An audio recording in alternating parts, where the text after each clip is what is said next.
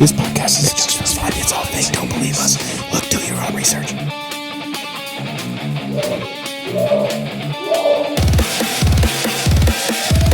If you listened to that, remember, I am white, and I like this.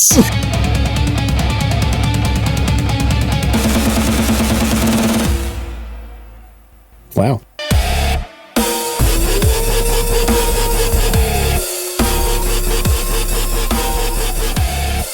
Welcome to the show.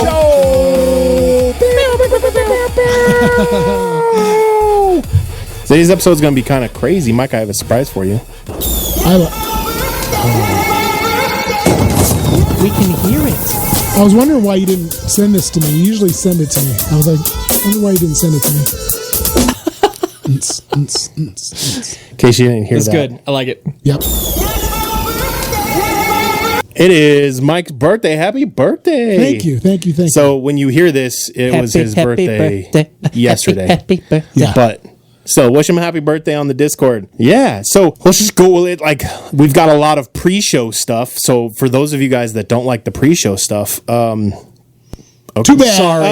I'm not even going to say okay. Anyway, Duly noted. The first thing, we're sponsored by Dubby. So if you go to Dubby and enter the code, all caps, BA Bigfoot, you get a 10% discount, and that 10% discount comes to us. So we actually probably spelled Dubby too, because it's DUBBY. DUBBY.com. If you're anything like me, you could totally screw that up. If you're in the Discord and you're going to order some, I can give you a direct link so that it instantly applies, all that stuff. But they sent me a tub. And so for today, we are going to, I'll let birthday boy have the honors. Oh. Or do you need to observe? Have you ever dry scooped before? Just one time a long time ago. Okay. Do you want to start or do you want us to start? Go ahead. We're going to dry scoop a flavor test. Let me smell this The first. flavor is called Japanese something. Jitterless energy blend Japanese soda. Japanese soda is the flavor. Dubby is not a high caffeine thing. I think it's only got 100 milligrams of caffeine, so it's less than like Monster. So I know some of you guys don't like a ton of caffeine. So go ahead. It smells like it's going to be rough to dry scoop, though. I'm looking forward to this. Embrace it. The good thing about a powder too is you can control, how much. If you want 200 milligrams, you can do 200 milligrams. You can do 2 scoops, yeah. The squinty eyes is really reassuring. Phil, say something crazy. It tastes really good. Tastes really good. That'd be really, really good in water.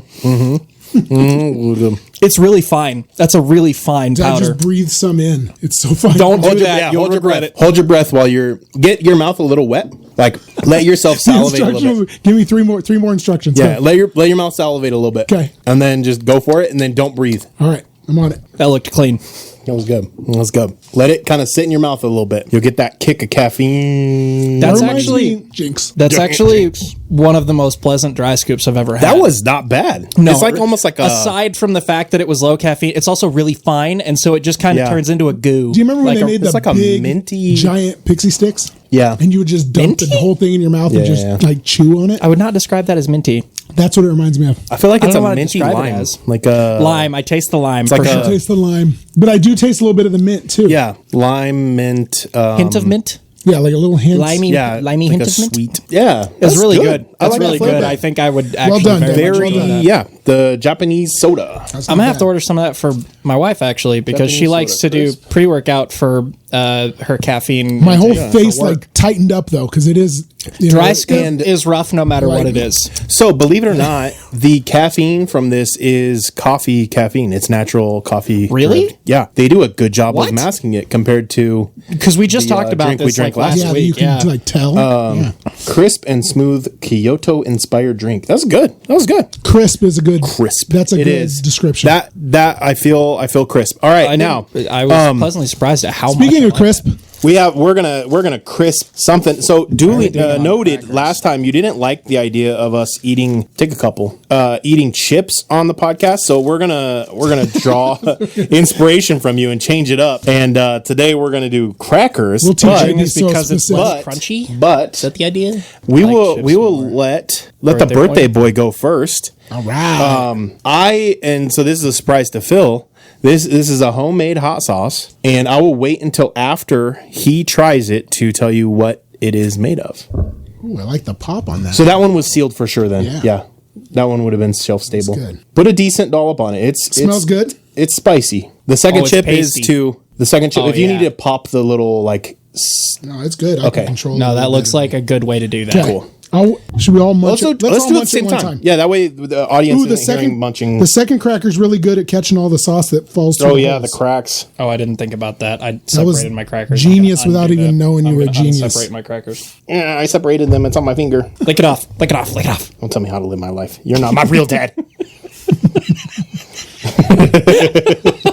You're just his podcast dad. Yeah, you're on my dad in here. Podcast daddy.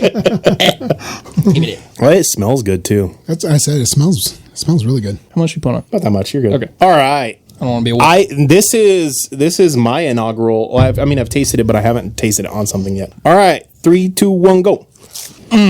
It's good. I like the sweetness. Immediately, that taste is phenomenal. I'm trying to think what I would put that on. I don't know that I put it on like wings. It would go good as the standalone sauce of wings, but it wouldn't go good combined. It gives me burrito taco or vibes. yeah, it does like have a your burrito burrito stuff. kind of, That's yeah. what it reminds me of. But like a little sweeter. You could put that in there, and I would love that. Yeah, that there would be a is, good spice. I would That's imagine really good. It's good enough. I'm going to put it on my safety cracker. I'm gonna do too. Mas Okay, crackers. so Give me that. okay, Thank you. so Bennett and I, so for Mike's birthday, I decided I was finally going to make a hot sauce, and our choke cherry trees they're ripe and ready to go. And so I looked up a recipe, and then I changed the recipe because I'm weird like that. But it is a choke cherry habanero hot sauce. That's habanero. Wow, That sweetness mixes well with because habanero is kind of a that's sweeter really pepper. good. And that's what I was going for was I didn't think the choke cherries, after tasting the choke cherries, I did not think it would go good with a jalapeno. And so Yeah, too green.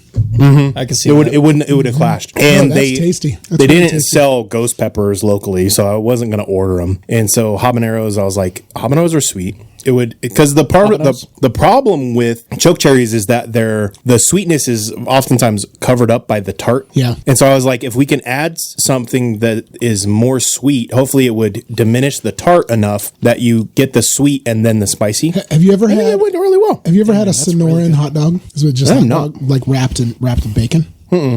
They're really good. That hot sauce would go really good on like a Sonoran I can see that. hot dog with the bacon and the Yeah. Well, if I could eat that on if pancakes. any listeners are local, like a savory pancake. oh yeah, that would Bro, be that would be decent. good. That'd be Yeah. good. If any of our listeners are local and you want $10, I don't know, just free will donation. Stop by and grab a bottle. I made enough that I'm not going to You go should through make a it. biblically accurate label Year. for it. I was thinking about that. I was thinking of how I could do that. would be I would have to. But yeah, I'm dabbling in the hot sauce game a little bit. That's really good. I've been wanting to for a long time, and I feel like I like thinking through flavors very analyzing the flavors and stuff.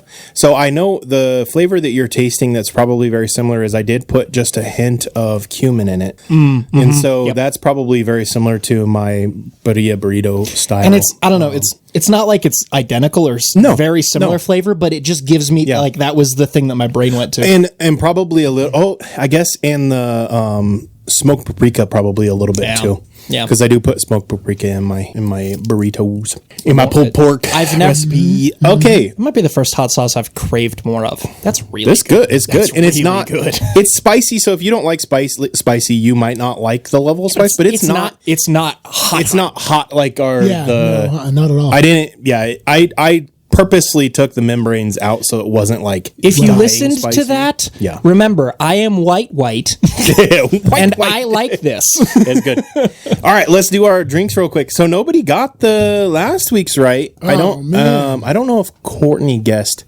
She might have. No, but anyway, I don't think anybody got last week's correct. So They were close. It was very close. Because I saw a few of the guesses. Yeah. They were close. So do we want to just go back to competition this week, or do we want to do the Go random? back to competition. All right, let's go back to competition. All right. I'll go first.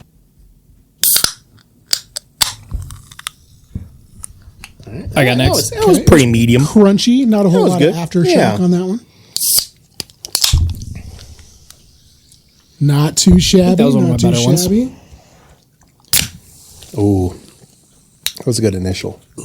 These they open quick. Yeah. Like I'm used to be able to that's a like crisp- pull slow. That's a crisp opener. opens Yeah. The energy drink we were drinking is Lost and Found. I ordered them off the TikTok shop. They were good. Oh, that is good. They're a little bit lower in caffeine. Again, because we dry scooped the stuff, I feel like it was perfect. But they're lower in caffeine as well. Lower than most modern energy drinks. I was expecting this Flavor is good. Because I got the blue rush. Yeah. I was expecting to be like blue raspberry. It's kind of like blue cotton candy. Yeah, it's like the... Interesting. Yeah. It's like a sweet blue. Yeah. I have cherry lemonade. I love that combination. Yeah. It's really good. And I got the grape. The grape tastes just like C4's grape. I almost went grape just because anything grape is. It's one of my going to be favorite good. things, Yeah. Kind of dig their Their art's logo. Their artwork is phenomenal. It kind of gives me corn vibe. What's the one album with the like stuffed animal? Yeah, Issues. Which is Issues? That's think one. so. Yeah. Kind of gives me that vibe. I like it. Yeah, and it's dope. like everything's kind of spelled weird. So it's like fast is spelled FAZT and then loud, but it's on a tombstone. Did you notice the O in It's kinda Lost? creepy. The O in the Lost and the Found is an eyeball. Oh, it's an eye. And, yep. What is the L? Is that made out of tiny eyeballs? Is it supposed to be? I can't tell. It's too dark in here for me. It's weird. Anyway, it's kind of like I dig it. It looks cool. The more I look at it, the more stuff I see in it. Yeah, the cans are cool. Like Mike likes a good can, but This don't taste like zero sugar. it doesn't. It's I good. judge my energy drinks by what good. the can art looks like. If it's boring can Yep. art, I'm like, Yeah, Lost and Found. But yeah, I think I made, there's got to be like 12 bottles in there. And I don't think I'll go through more than 2 of them in a year. Maybe, but then again, it is good enough. I might. We were talking, Mike and I were just talking, it would go good on a like a pork. Do I need to keep pork that burrito. refrigerated? Yeah. Okay. I thought so. It is technically shelf stable because like Mike heard the pop when you opened it. Uh-huh. But once it's been opened, I did process them and everything, so it'll stay in the fridge for a year, I think, is what they said. Because I did do the boiling and all of that and made sure that it was whatever. Because you seal it and then you boil it and then they let out air. And then when you let them cool off, they contract and then it pops in sealed is what it does. But anyway, yeah, good talks. All right. In the ancient days of giants, when the earth was wild and free, a creature roamed the valleys, cloaked in mystery. Is he born of angels' blood and man, a Nephilim so tall, or a shadow of the fallen, yet heeding the Maker's call? He's a biblically accurate Bigfoot, with a lineage from the skies. Not a myth or legend, but a truth that never dies. Is he a remnant of the Nephilim, a titan standing tall? Or does he have the word of God upon him, the last to hear the call? That was a good intro. that was really good. Got a little snack. Yeah. Got a snack, got a little drink, got a instant caffeine kick, Phil was starving, so now he's got I'm doing better now. crackers. I'm doing because better. he is a cracker. Whoa. Well, that's cut. Nope, that's staying. Perfect. Not only is it staying, it's probably in the intro. Of course it is. Yep, there we go. That's the intro clip. Oh Great. man, filet mignon. That's a new one. It is. No one has called me that ever. Oh, ever? Not that I can remember. Oh yeah. I mean, I have Nice. memory problems, but I think that's brand new. That's Nice. original. Good. Bravo. I haven't had a new one in That years. was slick enough. I wasn't even sure. So I'm be honest. I thought you were replacing like dropping an F-bomb. That's what I thought you were doing. I do that Because you were like, filet mignon. And then I picked up on that you were saying Phil's. The only reason I caught it was there was I a got little you. bit of inflection on the I. Yeah. Filet mignon. I got was you. like, oh, Times. That was slick. bravo. That was slick. You beat me to Oh it this man. Well played. Well played. Good. Yeah. So we do that fun intro, and then just everything else in this episode is going to be dark. Dork. Yeah. Dork. But we can start with some local, like I guess not local news, but news. So they have officially deployed robot bunnies in Florida to fight the python invasion. Nice. Little robot bunnies to go with the robot pigeons we got living around here. Yeah. Yeah. Robot royal pigeons. Caleb knows what Royal I'm demon about. robot pigeons. Now that would be My son Caleb knows all about the birds aren't real movement. He'll tell you all about it. So imagine you're down there and you just see this robot bunny just going nuts on a python. Imagine you're just Why out, is there no video of this yet? Imagine you're out varmint hunting, you just got your little 22 and you shoot at a rabbit and it ricochets. And it's like, what? Our bunny's armor plated. What? Florida man gonna have a heck of a time. Yep. Go to get some rabbit stew. Nope. It's wires. It's a little copper wire. Just as good. We like copper wire. So While Tanner's you got it? No. Is it gone? Compromised. Yeah, it's gone. Wait, what do you mean gone? The notes, it's gone. It deleted everything except for the first 2 lines. FBI handler, why would you do this? I know, right? Compromised. So speaking of the government, All right, at least I got the episode notes still, but that's good. Speaking of the government and deleting things, did you guys happen to see that young man that was manufacturing fuel from recycled plastics? Recycled plastic and is now gone. Disappeared. Yeah. Yep. And his TikTok comments are like, we were joking but not joking, but now that actually happened. Yeah. I hope he's just gone into hiding. That's what I hope, because he did express that he was a little scared. So As he should have been. I hope that he was like, you know what, I'm scared enough that I think. And how much sense does that make? I mean, literally, they're both made out of oil. They're both made out of fossil fuels, plastic and gas. I mean, it makes sense in my brain anyway. Yeah. If you're intelligent enough to figure that out, how to make that work, you should be intelligent enough to figure out that Uncle Sam is not going to like that, Big Oil is not going to like that, and your life is going to be in danger. So I really hope he figured, got ahead of it and just dipped out I'm going to go underground for a bit. Yeah. I was able to fix it. So I have my starters. Yay! So in not so good news, Montreal Church was fined $2,500 for hosting a Christian singer without a permit. So apparently at churches in Canada, you have to have a permit to sing worship. So that's I just realized. Wait. What if Joey from the congregation... Do they still have to have a permit? Why would it comes up and just? I guess my question is, why would it matter who it is? Yeah. Why would you need a permit? Because it's not. Where's the line? Because if it's at church, it's not. It's not a. It's a private function, right? Yeah, and it shouldn't. I mean, then again, maybe based on their laws, but it shouldn't matter. Yeah, do you have to have a permit if you have a band come play for your anniversary or your birthday? Right. I mean, that's weird, but. Canada keeps proving that they don't get it. Yeah, it's weird. It's a broken country, man. They're. Have you looked into who the new prime minister or whatever of Canada is? No. Dude's got some skeletons in his closet. Speaking of skeletons, I have been finding a lot of weird, random information about Ghislaine Maxwell. Yeah, I saw a few things that popped up. I'm like, yeah. So, and beyond, because the news is that she's trying to get out of her sentence or whatever. But I've been finding other random stuff. So her dad owns the McGraw Hill or whatever that all of our textbooks are purchased from, and who writes all of our textbooks. I wanted to do an episode on them for a while. We should.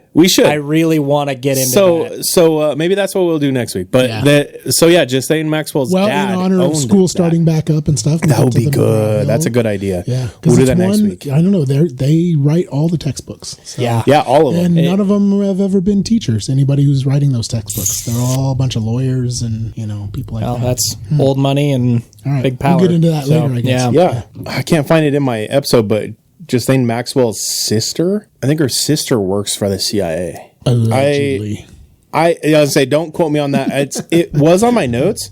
Again, my notes they are jumbled now. Everything is like mixed up. I don't know if what happened, but so that's a thing. Anyway, so we'll don't quote me on that. And I'll have that information ready to go for the next episode. We'll skip and move on. So they realized that fungi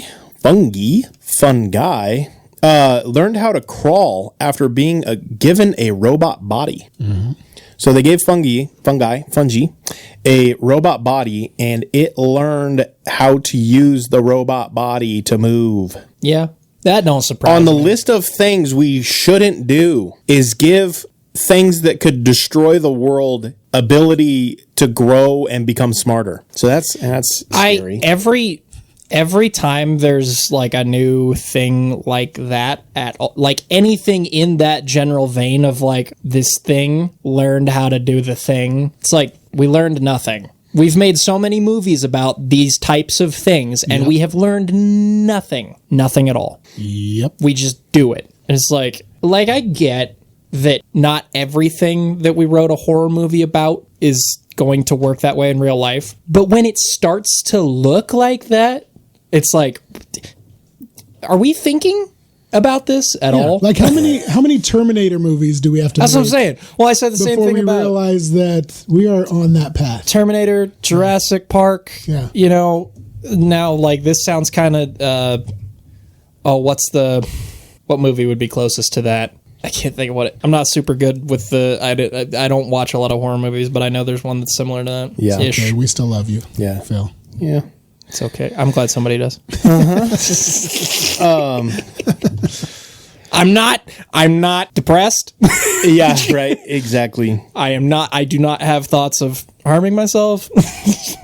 So we didn't talk about it last week, but I meant to. So last week we did the Disney stuff, and I went through my notes because I don't know if we necessarily have enough for another episode right now, at least. So we didn't do a part 2, but I still had 2 main points that I thought were good enough that I forgot to read that I think would be good just to mention in our news part of the intro. The first thing is, have you been noticing on Netflix, they basically like apologize for their movies now? So like when you watch like Pocahontas, there's like an apology at the beginning of like... Oh yeah, it's like a disclaimer. This may contain... Yeah, I've seen that. Yeah. What? And then I can't remember what I was watching, but it popped up and I was like, why did that pop up? Like in the form of a disclaimer. Yeah. Saying this movie may contain... It was written at a different time. Subjects that during this time might be found offensive. Please watch with that in mind. Dude, it's interesting. Our culture has gotten... Which I feel like there is kind of a comeback there. I feel like there is a comeback, did you see Shane Gillis on the... Oh my gosh, it was so good. Oh my God. It was so good. He's like getting roasted in like the news. Yeah. Like it was offensive. It went too far. This. No. All of us who watched it at home, it was hilarious. Yeah. Yeah. Well, that's what people say. It's like, hilarious. It wasn't for them. No. It was for the people at home. And it was crazy, but it was nuts watching it and just crickets. Yeah. Oh, it was great. I love he leaned into it. It was so good. Yeah, and he handled it like a champ. And he just kept going and just crickets. And I'm sitting there what was your favorite joke? What was your favorite? What was your favorite thing? Probably the Caitlyn one. Yeah. Oh, yeah. Yeah. Yes. That's good. Yes. Oh, actually, no. I lied. My favorite joke is probably the WNBA. Yep. Those two. Those were my favorites. Those two are tied for number one for me. But also he was correct too. Oh, every bit of it. He got him. How much pandering? Yeah, how much pandering we're doing that everybody's like, yeah, WNBA, and it was a fake person. You don't actually care. You're just pretending to care. Oh, he got because you're so good. You're being told to care. I agree. So this is what it makes. I just had this conversation the other day with somebody. We were talking about how, like, being half Mexican, how many Mexican stereotypes people get offended by, but not Mexican people. Yeah, Mexican people are the most racist people towards Mexican people in the world. So, like, for instance, in Fort Collins, they have a restaurant, and we've been there because it's as soon as I heard about it, I was like, I am going to that restaurant. It's a burrito place similar to Qdoba. It's called Illegal Pete's. And it's such good burritos, but I was like, I'm only going there because they have a cool name. And the city of Fort Collins tried to shut it down. Of course it did. The white council members in town tried to get it shut down because it was offensive. Every Mexican I know in town was like, dude, we're going to Illegal Pete's. Yeah. You know? Yep. And it's still there. It still stands. They lost their little appeal to the city. But it's just hilarious that the people that got offended by it have no business being offended by it. Stop getting offended on other people's behalves. You know? Yes, exactly. Let them be offended for themselves if they want to be. Shout out to Illegal Pete's. If we got sponsored by Illegal Pete's, how cool would that be? Yeah, let's send a I message. guarantee they make the best burritos in Fort Dude, Collins. they're so good. Let's send a message. Yeah. But that's like growing up with you, we make jokes because it's not. Yeah, I mean, it's like I'm, like I just made fun of Philip for being a cracker.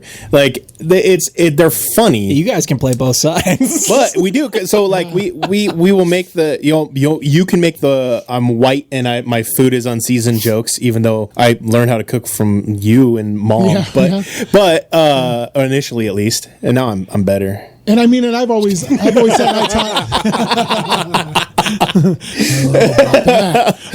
But like with my kids and stuff growing up, I always told them, if you can't make fun of yourself, other people are going to do it for you. Right. Yeah. And so if you can't make fun of like who you are, and just like Eminem and 8 past Mile. all that stuff, Eminem at the end of 8 Mile. I mean, if you can't make fun of yourself, then you're opening yourself up to be made fun of by other people. And I think when I teach kids anti-bullying skills, things like that, and I'm like, if you can't look at yourself and have a good laugh about the things that make you different, somebody else is going to have a good laugh at your expense, and it's going to hurt your feelings. So learn how to do that. Learn how to do that. And we'll get some, like, we've had Mexican students, and I've got some Mexican friends that, like, you get really close to them, and they become very close, and then those kind of jokes happen because they're fun and they're funny. Every once in a great while, I will forget who else is in the room, and I'll say a joke like say I'm hanging out with Caesar, and I'll make a joke because Caesar's really close. He was literally at my wedding, and he knows that I'm not racist or anything like that, and I'll say a joke, and all the white people just... Oh yeah! What did you say? And me and Caesar are busting up laughing. And one time it happened at a I think it's for their own sasafety. Yeah, it's for their own. It's weird. Oh my gosh! Yeah, I'm going to be offended. I don't want at one time one time it happened at a Chi Alpha event. Ruben, who's the pastor of the local church here, he's, I mentored him for years while he was in Chi Alpha. We got really close, and legit, I've gotten better over the years, but that was kind of an early thing. And I said a joke, and all of our students and me, Ruben, and literally because I think at that time we had like 4 people who were Mexican in the group. All of us were gut bomb laughing. We didn't even notice. All the white people were just sitting there, like their faces turned red. They were just sitting there awkward, and I was like, oh yeah, forgot there's white people in the room. And then all of us are laughing again, and then the white people were sitting there still just like red-faced embarrassed, and I was like, get over it, dude. And then like legit, one of them came up to me afterwards like, I was really offended by that joke, and blah blah blah, and they were, it's offensive to make fun of them and blah blah blah, and I was like, I'm offended by your laughing. I was like, and now realistically, that was a learning curve thing where it's like, I don't want to make anybody feel uncomfortable, right? But it was Yes, I'm kind of going on a little bit more than I need to. I'll just final jab on that is you don't have the right to be offended for someone else, and your offendedness offends me. Yeah, it's kind of like it confuses me. I'm like, why are you worried about that? Well, it's like them taking down some of the, like, was it Aunt Jemima? Yeah. Who was, it's either Aunt Jemima or Uncle Ben, was an actual person that the brand was named after and like basically in their honor based off of that kind of stuff. Well, now, so they changed all those names. So now we've got the Pearl Mining Company and I don't remember what they named the other ones, but all of the white people that they were named after, they're still named after those white people. Yeah. So the only people in the breakfast or whatever line are they're named after white people, and I actually feel like it had the counter effect that all of a sudden now we have all the generic names and white people, so now the only thing that is being honored in the food aisle are white people. Well, so it actually did the exact opposite of what they intended, because now the only thing that's standing is white people companies, basically. Yeah. Take the Washington football team, the Washington Commanders. When they first changed from the Redskins, because everybody was so offended by them being the Redskins, they actually got sued by one of the big Native American councils for that, for taking away that image, because the original image was that was an honorable thing to them, even though, the actual name, was questionable, and stuff. But yeah, it's interesting. Yeah, because the character of it was an actual person. So one time when my kids were little, they used to do a little frontier town thing in Alliance, and they still do it at a place called Dobby's. Kind of a cool place. When this guy, he took it and turned it into a little miniature frontier town. Yeah, and so all the kids were supposed to dress like pioneers and, like the Old West. And so I dressed my son Camden up in a sarape, and he had a sombrero, and we put a big old mustache on him, and people were offended, man. They were like, oh my God, because I didn't put him in, the traditional like frontier, Western cowboy boots, and like everybody else. I had him dressed up, and I was like, time out. He's a Garcia. There were Mexicans on the frontier.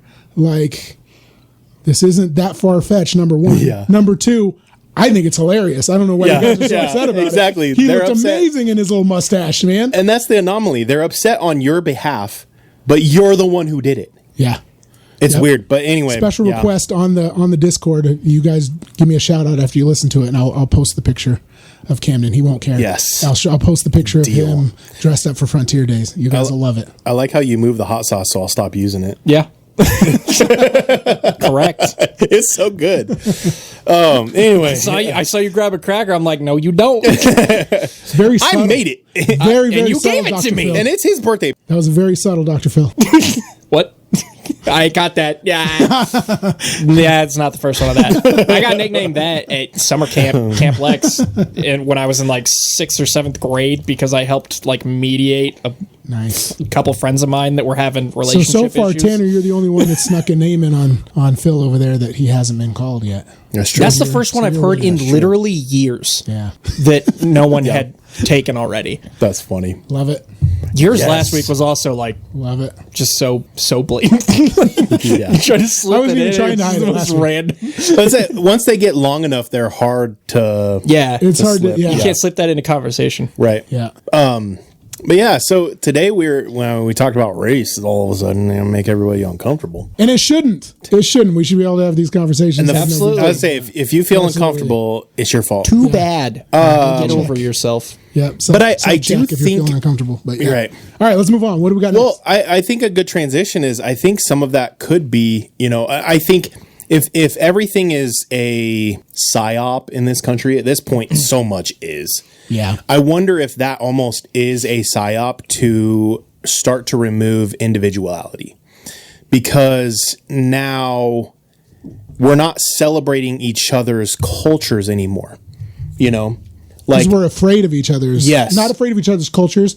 We're afraid of what someone might say if I am commenting on someone else's culture. It's like the Dutch braid. It became offensive for white people to have a Dutch braid, and then ironically now it's come full circle, and then now all of a sudden, because it was originated in a white country, now all of a sudden it's like, oh wait, so now you're cultural appropriating, and it gets convoluted, right? Because a lot of our cultures, especially in not America, our cultures did take things from other cultures and took them and made them their own and adapted over time and over years and stuff like that, but it could be kind of and it just is kind of a reach just because I'm wanting to have a good segue is, what if the cultural appropriation stuff is kind of a demonic stronghold in order to try to remove individuality? It could be. And make us afraid of each other's cultures to the point where we then segregate ourselves. Yeah, in our attempt to not be separated, we create this fear in ourselves, and fear is obviously a tool to get us to be less. And it almost became that saying of like, oh, I don't notice different people. I see everybody the same. Color. Oh, I don't see color. I do. I say the opposite. I see your color and I celebrate Yeah. I celebrate with you your differences. It's okay to be different. Why don't you see, Michael? Yeah. You should. You should should. see it, and you should, celebrate it. And we should be. Yeah, we're just going to ignore and pretend that your history doesn't exist. Right. And that's that person. I feel like is racist. Like if you say I don't see color, you should. And I don't know racist, but it's definitely a cop out. It is. It's definitely a cop out. Like I don't want to talk about it. That's it's that translation is this is getting uncomfortable. I don't want to talk about it. Yep. Or anyway. So real quick before we continue on that, so the thing that I sent you, do you want to wait and talk about that another week when you've listened to the full thing, or do you want to like touch on it before we can touch on it and then maybe next week because it'll come up because of what we would talk about. Can I just say how much I love cryptic Phil? Yeah. That thing I sent to you. Yeah, for real. Wink, wink, wink. Phil real. Well, I don't want to. Feel real. It's kind of a good one. Huh? He didn't even get you. Yeah, boom. That was a good one. What did he say? I'm not. No. You'll have to listen to the episode. Yeah, no, don't do that to me. Yeah, you have to listen to the episode. I was trying to. Too late. You have to listen to their episode. Anyway, we could touch on it a little bit. You sent me a podcast. I can't remember what podcast it was on. Sean Atwood podcast of a lady that is at the very least claiming. Yes. But she has. I don't want it to sound like we're discrediting her because it's the things that she say makes a lot of sense. It all connects very well. And we'll talk a little bit about it next week. Anyway, we'll get to it. But basically, she's saying that she's Einstein, because I did figure out that word is being triggered. Is it? Yeah. Yeah. So you know how we play the game of it's not the actual name. What sounds like Einstein? That is Jeffrey Einstein. Oh, I gotcha. Okay. So literally one letter difference. Yeah. It's crazy how the English it triggers it. But anyway, she is his niece. Yes. And it's wild. Dude, I made it 20 minutes in, and in those 20 minutes, I could do a 2-hour podcast. Yeah. With the information that she divulged. I want to do some research and see what I can find as far, because she straight up said she doesn't have proof of any of this. It's her word and her DNA are like the only things, and getting DNA tests is going to be, a very long process if it ever happens at all. Right, because But the things that she claims and the story that she has tracks pretty doggone well with what we do know. Right. But I want to just do some digging, like photos and public knowledge, public information, and see what I can find that corroborates it. Well, it's crazy. I just want to see. So we've been doing this podcast for about, I think next week, 2 weeks. In 2 weeks, it'll be 1 year that we've been doing this podcast. So we'll have to do a 1 year special. Yeah. The kickoff school 1 year special. I don't know. But anyway, and in that year, I have obsessed over a lot of this information to a level that is like most people shouldn't obsess. Yeah. The information that she has is information that would be somebody who's even deeper into it than I would be. Yeah. And because of the information, and it's so clean and it's right on the top of her head. She's not sitting there looking at notes. Oh, I'm going to read this, or I'm doing it's nuts. But Either she has done an insane amount of research and just knows it by heart, but even if that's the case, the amount of stuff that she would have to stay on top of and the dots she would have to be connecting to make it such a cohesive story is insane. Well, and it's weird because she's in the background. She's very clearly this is just like an interview in her living room, and I don't know if it's her kids or somebody. She's got there's people in the background. There's people in the background, and life is super distracting. Yeah, and she's not distracted at all. In that she's just she's just talking, yeah. And then someone come up and she's like, "Oh no," and then she's talking again. And it's It's like she's just sitting around having coffee with her friends. It doesn't telling a story. It does not give the vibe of she believes it. I'm one way or the other. Confident that I think she believes it. So either she's crazy and has done enough research to make a cohesive story out of all of it, or, and I personally lean more towards this being likely, she's telling the truth, and it's a wild truth, and I'll have to check it out. I'll send you the link. I will say this: do not listen to it if our episodes on like MK Ultra and stuff were a little too dark for you, or our episodes on the demonic or anything like that are too dark for you, don't even try. Don't even, the first 20 minutes you'll have to check out. It's dark, like darker than we will ever go on this show. Yeah. And so I will do that caveat. So we will point you in that direction. We're probably not going to go. Tanner says it's dork. So dork. It's so dork. And it's dark enough that like on this show, if we do cover it, we'll just do the highlights and not get into the whole story because it's that dark. But today's episode, if you haven't caught on, is going to probably be a little dark too. We don't have tons of stuff just because this is a topic we have covered a couple times, right? But I feel like with Mike being on the show, it offers a little bit of new perspective on some of the stories that I've told in the past and can corroborate a little bit from the times that we worked out at the Boys Ranch, which now no longer exists and is I mean, it's there, but it's there, but it's different now. It's more of a foundation than it is, but tell stories, but also talk about like conspiracy theories with it, just kind of make it fun. But the one thing I think with the demonic that I found interesting, that the more and more research I do on this, the more and more it's corroborated that the satanic like evil, the quote unquote like anti-establishment or religions and stuff, they're always anti-Christian. They're not like anti-Muslim religions. Interesting. They're not anti-Jew religions. Although there are people who are anti-Jew, but they don't create a fake religion based off of their quote unquote evil deity, which I guess technically it would be very similar to Christians because it's the continuation of the Old Testament. But in their Talmud, but anyway, it is intriguing to me that there's the negative push is always, it's not just anti-Abrahamic religion, it's specifically anti-Christian. Yes, specifically anti-Christian, like always. Which is crazy to me. Have you ever noticed that, Mike? No, I haven't. But now you are, huh? I've never looked into it that much, but I'm going to pay attention now. Yeah, it's interesting. Yeah. Well, and even just like the anti, like the protests in America are always anti-Christian, but they'll be like pro-Muslim protests, and it's the people who are anti-Christian, but they don't realize that there's a lot of shared history in those. Yeah, and the thing that they are protesting Christians about, Muslims don't support the thing that they're protesting. Yeah, but it's weird. It's weird. I don't get it. I think it's intentional. I'm not. That's just me. Interesting. But also on the other side of it, it could just be because Christianity is supposed to be a religion of love, loving your neighbor, loving and sharing the gospel of Christ, whereas both of the other Abrahamic religions are convert at all costs religions.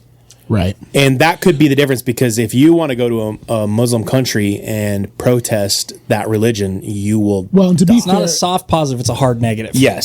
To be fair, whereas you can be in Christian countries and protest Christianity. And a lot of history, as far as like history that I've studied. So again, we know who writes the books and things, so I don't know how accurate it is or anything, but a lot of the history, even like a lot of Christianity was based on convert or die kind of mentality too. I mean, throughout history, even though that is not the foundation of Christianity, which I think was interesting. Yeah. You know what I mean? Like there was, the only instances of that are when kings would use Christianity as a power. Yes. Yeah. Yep. Not when Christians would spread the gospel. Because and that's the line. Right, exactly. And there is a very big difference. However, within the other Abrahamic religions, we'll just word it that way. And again, I'm not even necessarily like trying to condemn or anything, just saying that there is a difference, that you do get the people who are trying to spread their religion with that mentality of convert or die. Whereas it's not necessarily the religious, and it's not all either, but you do have the extremists, where like an extreme Christian, someone who is like extreme in their faith and religion and Christian, would be like me. And I love you, like I love everybody kind of thing. Whereas like an extreme in the other Abrahamic religions are. But anyway, I mean, an extreme within the bounds of what Christianity is expected to be, because there are extreme Christians that believe they're doing the right thing that are terrible people, horrible people doing horrible things, and they believe they're doing it, in the name of Christianity.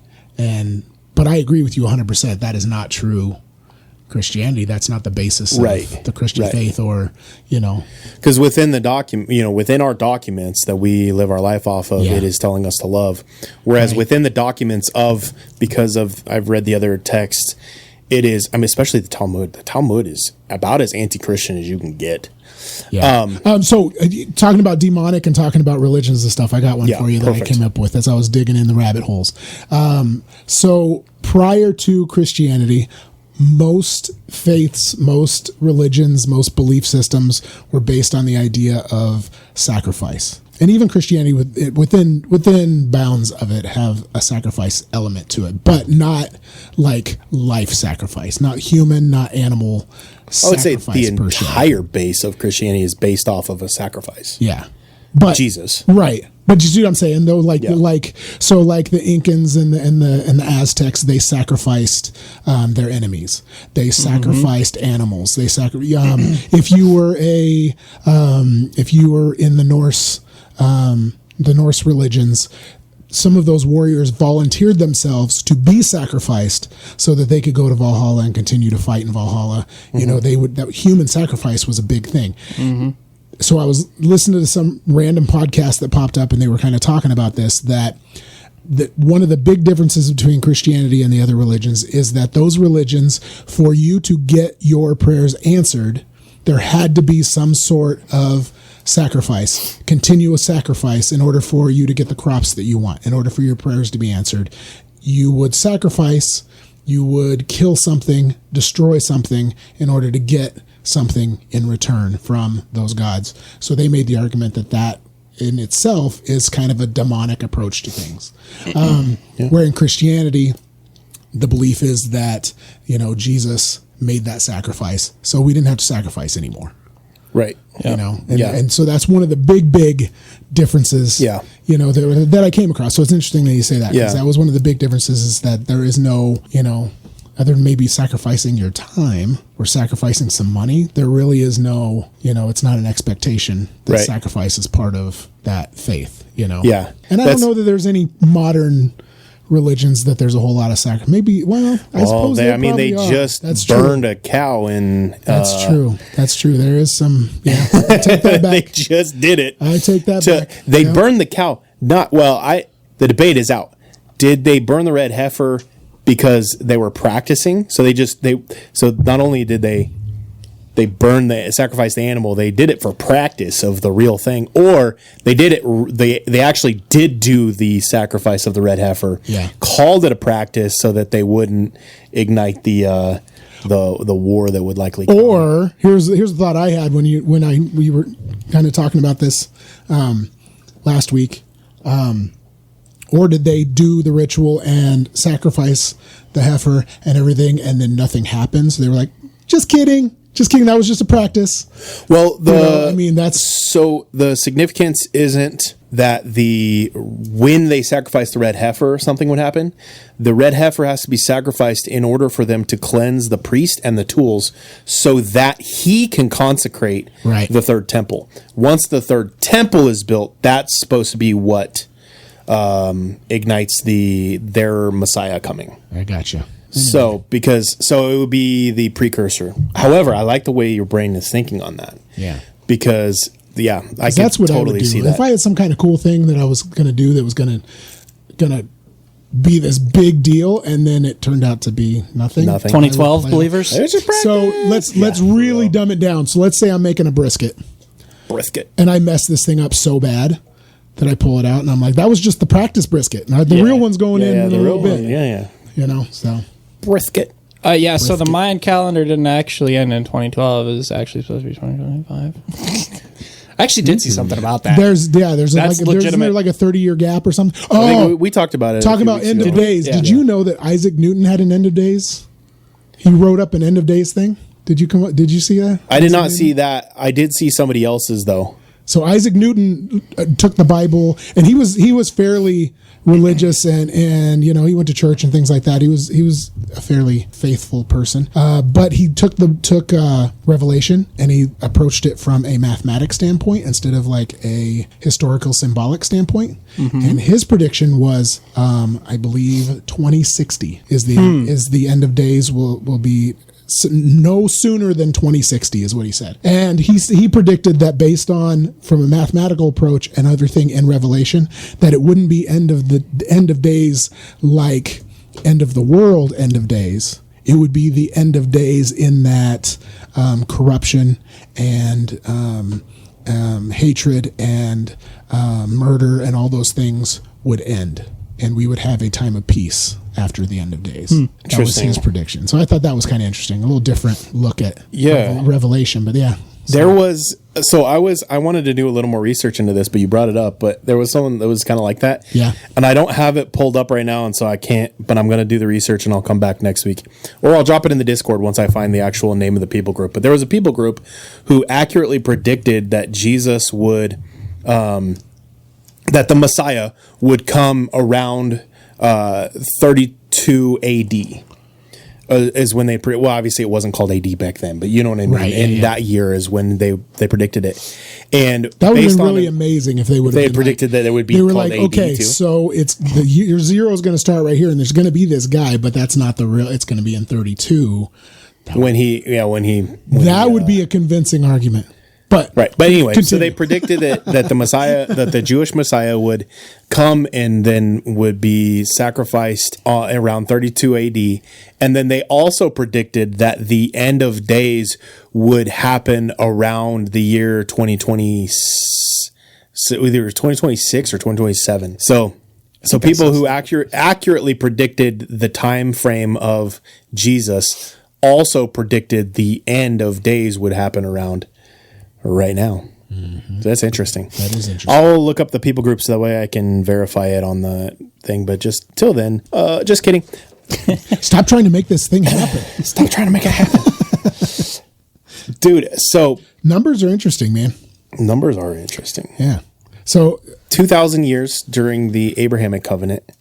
2,000 years between the Moses covenant. So wouldn't it make sense if there was 2,000 years within the Jesus covenant? Interesting. Numbers are huge, throughout history. Even in the Bible, numbers are crazy. So the number 13, what do you think of the number 13? Bad. Friday the 13th. Why? Friday the 13th. What happened on Friday the 13th? Michael came back. Is it Michael? He came back for the 50th time. So the night, just literally that. Yeah. So the Knights Templar were executed on a Friday the 13th. That's is that where the Friday the 13th comes from? But the number 13 is it's not only biblical, but it's also Norse. So in Norse, at the table of honor, there are 13 places for the gods. The 13th is Loki's spot. Oh. Right? So it's an unlucky number. Also, there are... Unlucky number? 13... I like it. There are 13 apostles, yeah? Who was the 13th? Judas, yeah. So that's another reason 13 is a unlucky number, right? 13 letters. What do you think of when you think of the number 7? God's number. John Elway. Same thing. Oh, wait. Sorry, the Messiah. Wow. I think of completion. Okay. I don't, because 7th day of the week, 7 days of the week. So how many seals are on the 7 seals, right? To the end of days. Yeah. Why is 7 such a lucky number, but 13 isn't? Why isn't 7 an unlucky number? That's always weird to me. Yeah. But it's another argument, though, is there were 7 days in the creation and things like that. 7 is all over in the Bible. It's a kind of a magical number, but yeah.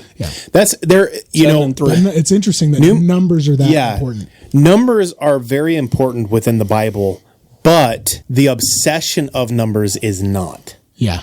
So it's one of those thin line things, there's a huge obsession of numbers within Christianity, though. There really is. There is. Huge. But once you obsess over it and try to predict and use numerology to guess things, then it's like, whoa, back up. It's not. That's not good. The number 9 is huge. within Christianity. The number 33 is huge in Christianity. 66. Why is 9? 9? 6. 9 days from when Jesus, when he ascended, it's 9 days before he got to heaven. So within there's 9 days worth of prayer, things like that. That's what's it called? The Nova. I can't remember what it's called. There's 9 days of prayer in the Catholic religion. The nuns will pray for 9 days because that's how long it took for the actual ascension was 9 days. You never heard that before? No, I have not heard. I know something you don't know. Where is the Catholic? Is that in the Bible? Look it up. 9 days. 9 days from. I'm trying to think of the fun words. Okay, so Mike, what you were talking about was the period between the Ascension to Pentecost. Yes. Yes. Okay. Yeah. So anyway, so I'm glad you asked about the number 9. So I came across this this chapel in Santa Fe, New Mexico, and it's this story and I found several. So I can't verify it 100%, but there was enough stories on it that I was like, this could be true. But this chapel, and this isn't demonic by any means, but I thought it was kind of interesting, kind of fits into the number thing. Yeah. They built this chapel, and the guy who was building it, the contractor and everything, he died before they could finish it. And the choir loft, there was no way to get up to the choir loft because he didn't get to the stairs. And so the nuns in this chapel, they prayed for 9 days. That God would send them someone to finish this staircase so they could use the choir loft, right? And on the 9th day, some guy came knocking on the door. Believe in some stories he was a Mexican guy, didn't speak English very well, and volunteered to help them finish this staircase. And he built this staircase. It's a spiral staircase. And there's pictures of it. You can see the pictures of it. There are 33 steps. That's significant. Mm-hmm. There is not a single nail used in this. Oh, joinery. And the spiral is made out of one piece of wood. What? It's one piece of wood that he built it out of. Right? There's no nails in this thing holding it together. There's no pillar holding the center of it together, and it goes up to the choir loft. And they've brought in like expert stair builders and things. They're like, I don't know how this thing is standing. They can't figure it out. This guy just disappeared after it was done. Didn't collect a bill, nothing. Didn't collect a dime from him. He just disappeared. They went to the local local wood places to pay his bill. Nobody had ever seen this guy. So they don't even know where he got the wood from. And he just disappeared. So this choir loft exists in this chapel in Santa Fe. New Mexico doesn't even have kind of trees that you would need. Right. The only way I can't remember off the top of my head what kind of tree it was, but that tree doesn't even grow there. Yeah. It's probably an acacia tree. No, it's not an acacia. No, it wasn't. Let's say, because that was what the ark was built out of, and that's from the type of wood that the ark was built out of. Look it up again, but no, it's not. Is it acacia? The only way you could make a singular piece of wood be that size would have to be like a redwood or a sequoia or something. That'd be a massive tree. But yeah, I thought that was interesting. Those guys came in and they couldn't figure it out how it was working. Gopher wood. I misspoke. Acacia tree was not correct. The gopher wood is what the Noah's Ark was built out of, and the only place to find that is actually in Florida. Florida. So why would the Bible name a type of tree that's only found in North America? Oh, I'm sure it was a translation error or something. So that's good to know, you know? Did you bring that up when we did our Ark episode? I don't know. Spruce. Many moons ago? I just looked it up. The staircase was made out of spruce, but there's no spruce around that area. Spruce don't grow big enough for that to even be a thing. I know. That's why I said the guys who came in looking at it, they couldn't figure out how in the world this thing was built. Well, I take back what I said about joinery. Yeah. So, interesting. Interesting. I actually have heard that story. Singular. It's I do think because the Bible does talk about how we will entertain angels and never know, and whatever, that kind of stuff. I do think that it goes both ways. I think sometimes we do entertain demons as well and not realize it. Well, and it's interesting. So the reason I started looking at numerology too is because it falls into the the astronomy stuff and the occult stuff and things like that. And one of the big things I found was a lot of the experts that do demonology and stuff determining whether numerology is demonic or not. They said, well, it can be, but it's not necessarily demonic. And so they explained the difference. They said if you're seeking power, if you're seeking gains from using these things, then 100% it is demonic. If you are seeking good, you are seeking the best in people, like, I don't know how else to explain it, then it isn't. Then it would almost could be, spiritual, could be, I don't know, what's the opposite of demonic? It wouldn't be angelic, but you know what I'm saying? Yeah. Yeah. So I don't know. So it's come kind of random with that, is that like astrology and like seeing the skies, and it does talk about there will be signs. There's things that, for like the end time stuff, within the Bible. Yeah. It talks about how nobody knows the day or the hour, but we are to, as Christians, to recognize the signs of the times and the signs that the Bible talks about that would exist. And there was something really weird that had happened when I was pretty early on in ministry. For the first time since Jesus was born, the Star of Bethlehem came back around, and basically what they predict the Star of Bethlehem was when two, like a star and a planet aligned, and it created this Star of Bethlehem. Yeah, wasn't it like a star and like 3 planets or something? It was something weird. Lit up and looked, and it created this, and I remember reading that when that happened. Yeah, and so it was the first time since that had happened, and then the second time it happened, it was in like 2013 or something like that, 2015. So it was early on when I was doing ministry. And I remember thinking, wouldn't it be convenient if the Star of Bethlehem pops up before Jesus is born, and then it pops up again before the Antichrist is born? And just happened to be a little more than 2,000 years apart. Don't track with your AI thing, though. He wouldn't be in his 40s. Right, and it's fine. I'm not. Yeah. I'm just saying. Yeah. It just contradicts that thing. It does. That's what I'm saying. I don't just point now. Yeah, the AI thing. It is creepy, but I don't. Don't fully trust that. I don't fully trust that it would tell me everything that it, because if it is true, even if it knew, it could intentionally lie. I mean, it could track with Isaac Newton's 2060 prediction. He'd be a little older than 40. Yeah. Ooh. By 2060. Ooh. Dun, dun, dun. Anyway. Yeah. Interesting. But numbers, that's an interesting thing. Do you remember, have you guys seen the news that just came out from, I just mentioned it when we were working out, the guy that pew-pewed in New York City at the NFL headquarters or whatever? I found it really strange that the news kept focusing on the fact that he went to the 33rd floor. They obsessed over the fact that he went to the 33rd floor. Why do we need to know that? Yeah. It seemed really weird that they kept mentioning, and maybe it was just the broadcast I was watching, but they kept mentioning that he went to the 33rd floor. The 33rd floor. He's on the 33rd floor. This is the 33rd floor. And 33 is a Freemason number. Yeah. And anybody who is allegedly going to do something in the name of Freemasonry, there has to be the number 33 tied to it somehow. It's interesting. So within numerology, those are the master numbers. So like numerology, what they do is they take there's different things they do, but with numerology, they take your birth date, your birth year, and they quantify it in numbers. And then they add those numbers together and keep simplifying until it becomes a single digit number, unless it simplifies down to 11, 22, or 33. And those are the master numbers that allegedly, according to numerology, have extra powers attached to them. So if your birthday comes down to a 33, then that means you have some sort of power over something. My birthday is 3-3. Yeah. But yeah. Wow. It's also interesting. You're evil. Yeah. I don't know. Speaking of organizations, I think I mentioned to you guys that one of the branches, we've talked about MK Ultra having several branches. Yeah. One of the branches was called Operation Often.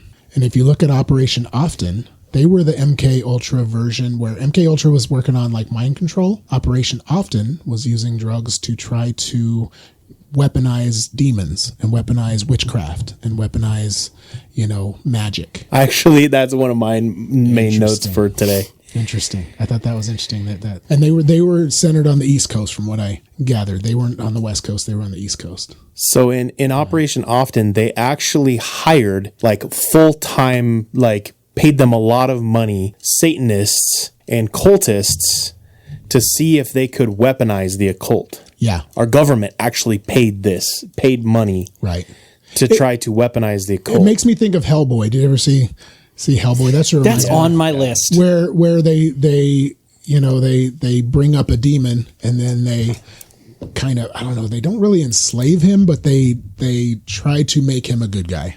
Yeah. And it seems like what they were trying to do. I like Ron Perlman, so that's on my list just because I want to watch Ron Perlman do cool stuff with a supernatural 6-shooter. That just looks sick to me. I need to watch that one. Yeah, so Operation Often was an MK Ultra offshoot. Did you say that already? Yeah. Yep. That's how he brought it in. Pay attention to your Come podcast. on, Tanner. Why do you suck?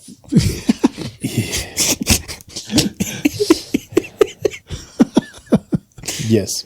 You don't just shut up.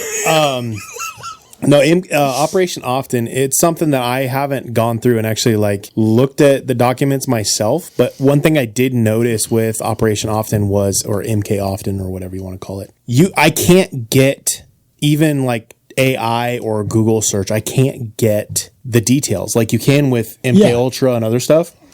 Straight up, if you ask, if you ask ChatGPT, tell me all of the information about Operation Often or MK Ultra Often, MK Often, it straight up responded with, "Can you clarify what you mean?" And it's like, "Oh, this. Well, it was a part of this, and MK Ultra was this." No, I'm not asking what MK Ultra is. What is MK Often? Distraction, and it keeps going in a circular reasoning. With I wouldn't give you a whole lot of depth like you can get with MK Ultra, or MK Search, or Operation Paperclip. All of those, it gave a ton. And Operation Often, it tried to avoid it. It makes me kind of wonder if they're still. And it's weird because I had heard before you guys talked about it. I had heard of MK Ultra. I had heard of Operation Paperclip. I have heard of all these things. Right. I had never heard of Operation Often until we decided, hey, let's talk some demon stuff. So I was like, I don't know. Let's see if demonology is connected to any of these other things we've talked about. And I was like, oh, I've never even heard of this before. Interesting. And even though it is a freedom of information and is tied to MK Ultra, it still keeps giving me the alleged. But it doesn't say that about MK Ultra. Yeah. MK Ultra's fact. But MK Often apparently is not, even though it's a freedom of information. Yeah. And maybe they found something. I don't know. So, when they do ghost hunting, and the whole idea of them using the residual hauntings, where they talk about that ghosts are energy and they leave behind energy that we can quantify, as energy. That whole idea. Mm-hmm. Do you know it was a pope that discovered that came up with that theory and that idea and developed the first equipment for detecting it? It was one of the popes. That almost doesn't surprise me because of the way that Catholics believe in artifacts. Yeah. And so they created this thing where you could see spirits, apparently. I don't even know if that was or not, but yes, I have heard of that. The little vision thing where you could see them and hear them, through radio waves and things like that. I thought it was interesting there was a pope that developed that. Yeah. And then of course later on the Catholic Church, they nixed it and said this is a terrible idea and then sold it to the CIA. Allegedly, all that, yeah. Allegedly. But it is interesting. And, the CIA has definitely gone pretty far with the remote viewing and stuff like that. Yeah. The CIA has spent so much money researching things like that. Yeah. That it makes me wonder to what level they, and there is a group of elites within the government that basically came together and formed a subgroup with the idea of they recognized and they acknowledged that UFOs and aliens were actually just the demonic. Yeah. And they published stuff based on that. And there's this subgroup. Yeah. I wasn't planning on talking about this, but it did pop into my brain. So I don't have the name of the group or anything like that, but it is a group, and I'll drop it in the Discord once after the fact, go and look it up while I'm posting. But, and there's a lot of people and just with some of the things they've researched and the MK Often and the fact that they intentionally hired occultists to try to weaponize the demonic, it makes you wonder to what level they were successful. Yeah. When you, look at all of the things that they've done and the things that the CIA, specifically the CIA, has done in the name of research, in the name of because they're doing it too, and because of it makes me wonder. Honestly, your conspiracy. I keep calling it your conspiracy, but it is you. It is yours. Okay. The conspiracy theory unless it gets me in trouble, then I don't. That the intelligence agencies of other countries, that they're all working together. That the CIA is a part of the they're all the team. The Mossad and all those guys are all on the same team. It does make me wonder if they are that shadowy government, because they work so much with the demonic realm and the demonic things. So I guess my question, as far as like whether or not they were successful, is why wouldn't they have been? Yeah, Because I mean, successful in weaponizing it, or successful in that the enemy uses them. You talked about remote viewing, both right? The same. Exactly. Does it matter? I just mean, like, I don't see why the demonic wouldn't want to make that connection. Yeah. Right? Like, oh yeah, they would absolutely. They would take, but that's the thing. The humans think that they would be the ones in control. No, but they're not, and that's what I think is the weird part. Is do the humans think that they're in control, or are the humans being complicit in what the demonic wants to do for the sake of power? Right. That's the only hang up I have of what I don't know. Like that's the dot that I don't have connected. Do they actually think that they're in control of the demonic, or are they just willingly going along with it so that they can have a position of power? Mm-hmm. Yeah. So talking about remote viewing with the MK Ultra, that was a big focus, was trying to remote view. I did come across a few different things where the people within MK often were doing like disembodying themselves. You know what I'm talking? What is that called? There's a name for it. Anyway, it's basically remote viewing. Yeah, but you remove your body and you can go through walls and you can do all this. They were experimenting with that stuff, right? The people that could do it allegedly talked about there were certain houses they couldn't get into. Mm-hmm. And there were certain people they couldn't approach. Mm-hmm. And those people had like a blue fire around them that they couldn't get past, like this blue flame they couldn't get past. And then they said those were the families that prayed. Those were the families that I thought that kind of gave me chills when I saw the families that prayed regularly and had very strong spiritual well-being. Those remote viewers, I guess, because I can't think of the name, they couldn't approach those houses or those people when they were allegedly doing this disembodiment. That's crazy. This is kind of like lucid dreaming. Is that what you're kind of going on? Or no, it's like out of body experience. I was going to say, this feels like you're talking about something different, but I don't know what the term is that you're. It'd basically be remote viewing, but just like it's like an out of body thing. Yeah, you're separating your soul from your body, and your soul's able to like. But that was something allegedly, and again, this was just stories. There was no documentation of it. It was just people telling stories that they had heard. Right, and they said, that there was like this blue flame that kept them from going in those houses and stuff. So this is interesting. So you just reminded me of something, and that's how my brain works. It has nothing to do with that. But have either of you guys noticed an increase in spiritual activity like this last week? Like demonic, like? So, and I don't know if it's what's going on, but like this last week, and maybe it's because school's getting ready to start. So Courtney and I have kind of noticed there's some themes to when the enemy tries to attack us. The enemy seems to the concept of everything's going to go wrong, and it's going to go wrong on specific days, and it's always a Tuesday, which is the day of the week that we do ministry. And pastors of churches will tell you it's Sundays. Sundays for them, if anything can go wrong, it's going to go wrong on a Sunday. And sometimes it's, the psychologically you would think, well, because those are the days that are important, so you stress over little things more kind of thing. Right. But no, straight up, like this last week has been insane. So from having nightmares to straight up, we're having stuff move in our house. It's your possessed phone. Yeah, I know, right?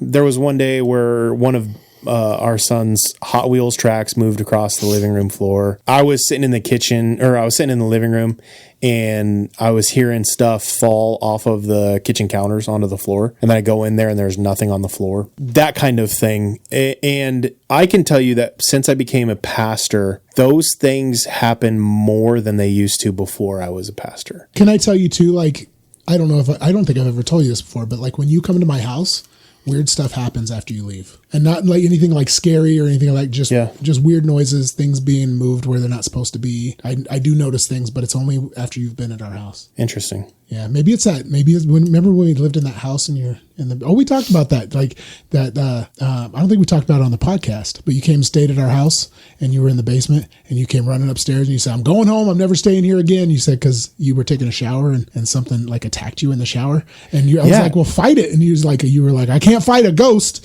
And this was like before you were saved or anything. Maybe that thing's still following you around, man. We didn't talk about it on the podcast because I didn't know. This was a separate incident from the one we talked about. Yeah, you talked about one. I talked about the one at my sister's house. Right. This was a different incident. This happened at our parents' house, when I was younger. It happened at my house, and he didn't remember that. And I don't remember it happening at his house, but I do remember the feeling. All I can remember was going down in your basement, looking at the wall, and remembering and then all of a sudden all I could remember next was I got to get out of here. Yeah. And so I came upstairs and I was like, I'm sleeping on your couch. Like I will not go downstairs again. And I'm going to leave. Yeah, I'm never. And I don't think I stayed at your house again until you moved. At our house. Once you moved, I came and I stayed at your house again. Yeah. I didn't remember that happened until you said it. And then it was like, oh crap. I remember. I don't like basements. So something's following you around, man. I don't mind basements. I don't know. Well, I don't really mind basements, but there are certain basements. I can tell you there is, and I guess it depends on how much you believe, but from my Ouija board days before I was a Christian, the demon, whatever it is following me around, and it gave me its name. And I specifically will pray against that demon. But I also have noticed that and I was talking to this with Courtney the other day, that I don't get in the realm of like the spiritual world. I don't fully get how I can be such a heavy target. Like, you have a lot of influence, man. But really, I mean, when you look at like, there's so many other pastors they have so much more influence. Their ministries are so much bigger. There's more happening. There's, like I'm at this small college in Western Nebraska. I got a podcast that's not huge. We're not top 10 podcasts. My ministry, the ministry that I run isn't ginormous or anything like that. And I'm a regional presbyter, but like. So let me speak to that. I think about this a lot, actually. So me living in Alliance, Nebraska, and finding my wife in Alliance, Nebraska, the odds of that happening are completely astronomical. Like, you probably couldn't even put a number on it, considering that both sides of my family have only been in America like 3-4 generations, and they lived in California, and just the amount of things that had to happen leading up to us meeting, and the window of opportunity for us to meet, because her parents up and moved shortly after we met, and she had the option to go with them. The window of opportunity that we ended up together, and now we've been married for 24 years, is crazy, right? When you really, really think about it, just the window that could happen is astronomical. Try to imagine, in a spiritual sense, you are where you're supposed to be because you're supposed to be here, and something you are influencing, something that you have your hand on, is that important. And you probably don't even know what it is. You probably can't see it. Think about that. That and see, I guess on two levels. One, I try to remain as humble as I possibly can, so I don't want to think that I'm a bigger or more important than let alone that I am, because it's not about me. Like faith and being a Christian it's about Jesus. And we talk about, and I want to be like trying to see the big picture. We can't see it. No. But also I did, before I became a Christian, I think I talked about it on the podcast before, but about 6 months before I became a Christian, I had a vision that I would become, and at the time I called it a Bible thumper. And then I would become some sort of pastor, but it wasn't a church pastor. And I couldn't explain it at the time because I didn't realize, at the time, I genuinely, all I knew were like the denominations that I was a part of, which were a little closer aligned with like traditional Christianity. And so I was like, so clearly I'm not going to become a pastor, because, whatever, but it was like a pastor, but I'm not a pastor. And then the last part of the vision that I had that I don't really talk about as much was that I was a part of the end time battles as a general in Christ's army. And that was a part of the vision that I had. And this was before I became a Christian. And it was so radical that I literally made fun of the dream because at the time I was so far away from being a Christian. I didn't want to be a Christian. Like, I made fun of Christians. And I would joke about the dream. I would joke about the vision quite a bit. And but all the while, you know, and I guess maybe because I have vocalized, but I don't know, you know, in the spiritual world, I think that we appear different in the spiritual world than we appear on the earthly realm. Yeah. If that makes sense. Yeah. Because I think about the armor, which I guess I don't know how familiar you are with the armor of God. Have you heard of the armor of God? Yes. So when you talk about putting on the armor of God daily, it basically is talking about, like, you know, have your foundation in Christ, read the Bible, pray. It's basically saying do those things daily and you'll have the armor of God on. What if in the spiritual world it is literal armor, and like you're talking about the blue flames of the remote viewers? What if you're literally covering yourself with armor if you do those things each and we just day? Can't see it because we're trapped in this visual world that we, you know, and you guys have talked about on the podcast a lot too, like maybe, you know, this other spiritual realm, we can't see it with our human eyes. Right. Unless they reveal it.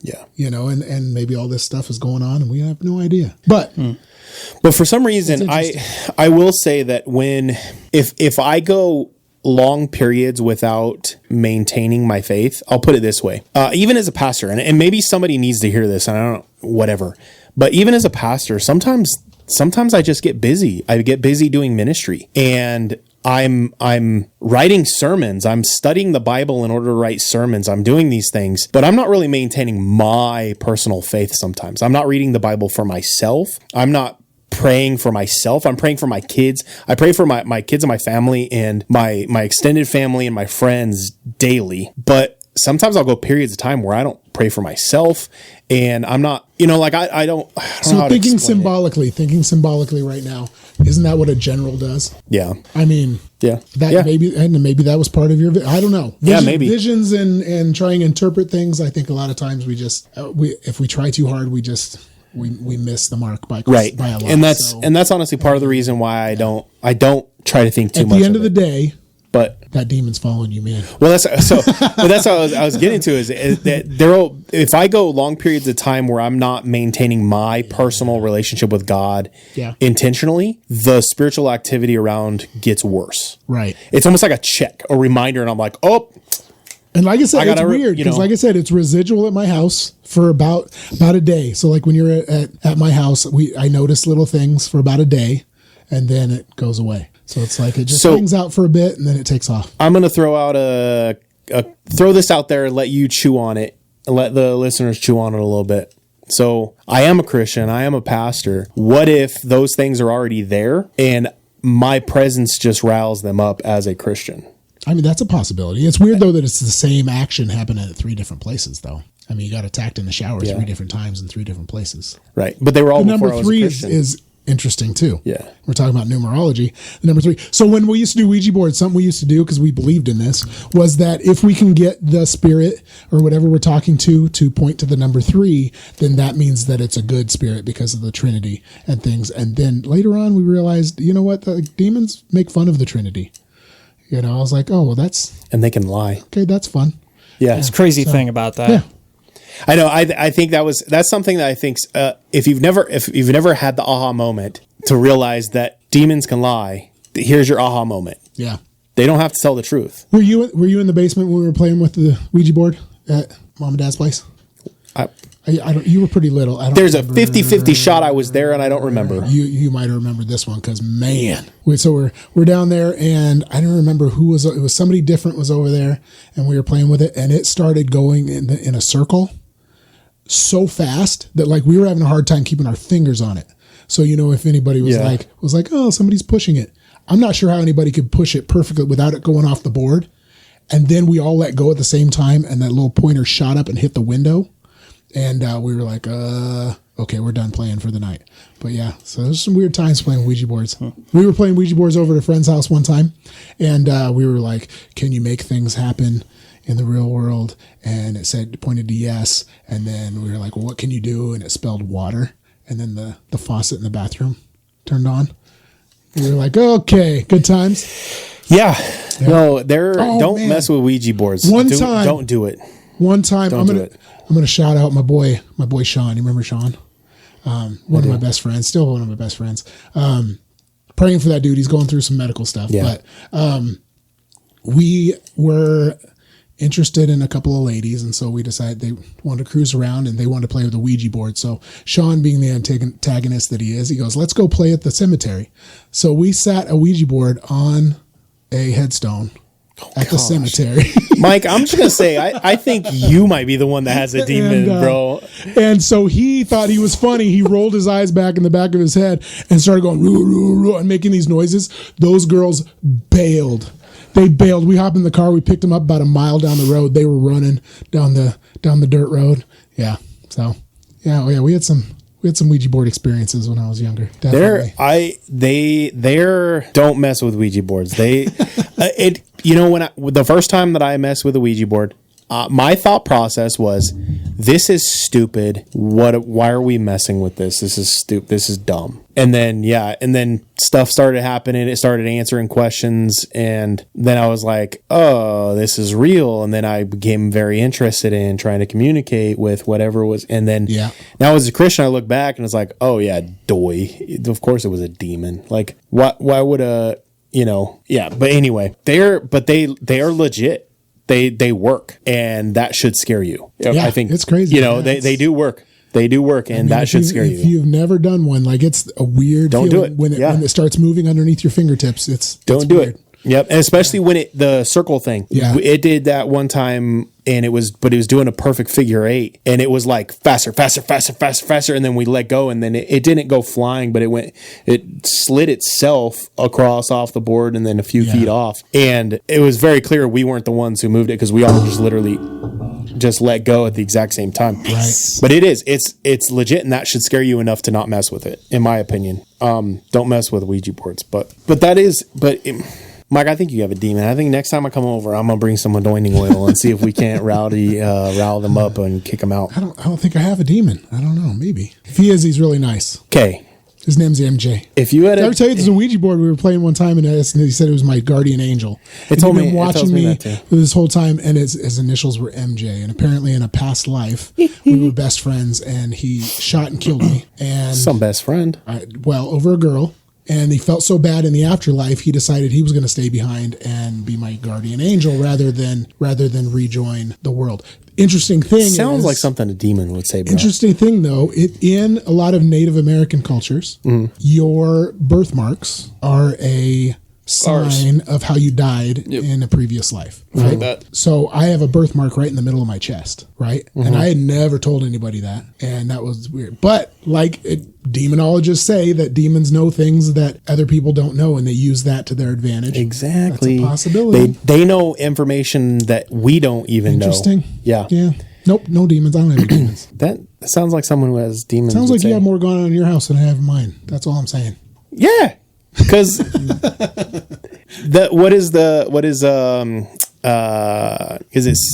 said it? The greatest trick the demon could ever pull is to convince people that he doesn't exist. The devil. Yeah. The devil. That was the devil. Yeah. What was that? That was in. It's from a book, right? But that quote was made famous by to Constantine. That movie Constantine, wasn't it? Is that where that quote's from? No. I think it was from the dude. Was it the dude who does the right? Anthony Hopkins. Yes. Well, it's on there too, but no, it was way before that. Oh. It was, the people, our Discord is going to be just trolling us because we can't think of it right now. But anyway. Or was it, what's the Keanu Reeves one?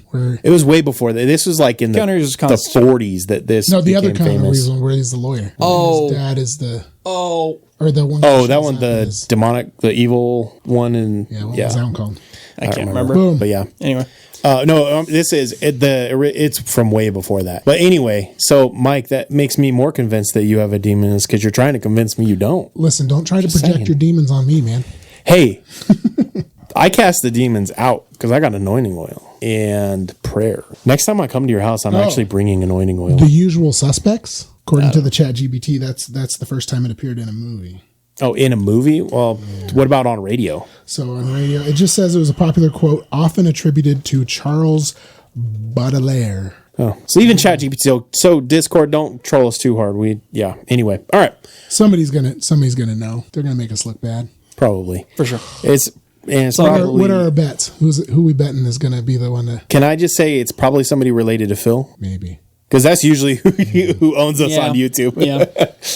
Okay. Yeah. She'll probably fill in the blanks. You almost didn't catch that one. You still haven't caught the one. You still have to go back. Yeah, I know. I'll have to go back. But anyway, Slick. So when I hit him with the Dr. Phil, I actually hit him with he didn't catch it. So I threw a second one at him so he would catch the second one. So he's off his game a little bit today. Yeah, that's true. Back to the demon thing. So good transition. Yeah. To finish up what I was saying is, when that happens, a lot of times, just being honest, sometimes I'm too lazy to go and like pray over and anoint our house again, just because I just don't feel like dealing with it. I know that sounds dumb, but like I just don't feel like dealing with it. Yeah. And then it'll almost like progress a little bit, and then I'll be like, all right, and I'll get up, I'll go grab the anointing oil, I'll go pray over the house, and then it ends after that. And it doesn't happen, it'll be gone for a long time. But I was just wondering if you guys had noticed increase in activity the last week or not. No. Nope. Just you. Just me. That means I need to pray over our house and anoint it again. I did see a thing. So I did see, talking about demons and just kind of hiding demons kind of thing. I did come across this guy that made a really good point about how our temptations and our addictions are very pinpointed on what our spiritual advantages are. Does that make sense? So if I'm a speaker who has a lot of influence over people with my voice, I might be tempted to smoke and in turn get throat cancer and do all those things. So a very indirect, not in your face, demonic possession kind of thing, but that temptation is there.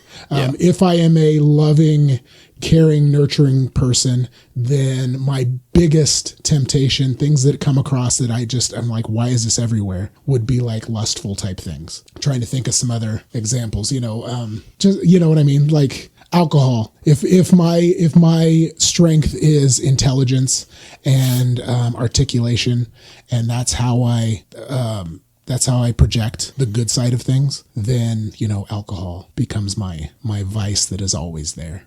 I thought that was kind of interesting that that it's focused like that, because it was an interesting take, because not everybody has the problem of having to avoid alcohol. You know what I mean? Like Tanner, you're self-professed, alcoholic at one point, recovered, haven't had drinks in a long time, right? Yep.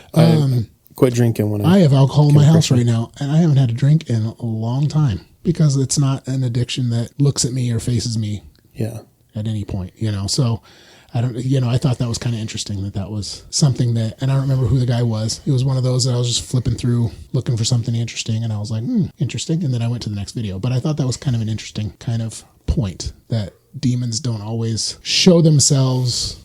They don't always influence your life in a like ghost kind of way. You know what I mean? Right. Yeah. So I would actually almost argue that they appear as like the ghost thing the least in our lives, at least in America. Yeah. I think in other countries they appear as false religions more than anything, as an influence, as like the deity, because they want to be worshipped and all of that. And a lot of, look at how many religions were started because an angel appeared. Well, what if it looked like an angel but was actually a demon because it was a fallen angel? Yeah. I mean, all descriptions of the demon, of the devil, he's beautiful and the brightest light, and all these things. He's not scary. Hoofed. He was beautiful. That all came later. He was beautiful. All that came later with popular culture and stuff, making him look scary, but crazy. I don't have anything else. With that, don't forget to like, comment, subscribe. Thank you guys for listening. This episode was chaotic, but so we much love fun. You. Okay. Don't forget to go buy your W. Use code BA Bigfoot. And if you want some hot sauce and you live local, free will donation. And okay, bye. Bye.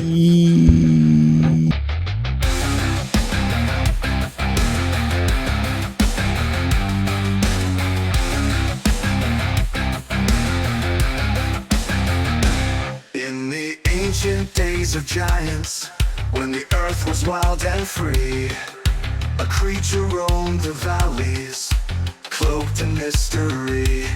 Is he born of angels' blood and man, a Nephilim so tall, or a shadow of the fallen, yet heeding the Maker's call?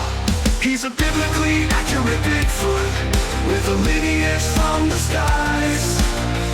Not a myth or legend, but a truth that never dies. Is he a remnant of the Nephilim, a titan standing tall? Or does he have the word of God upon him, the last to hear the call?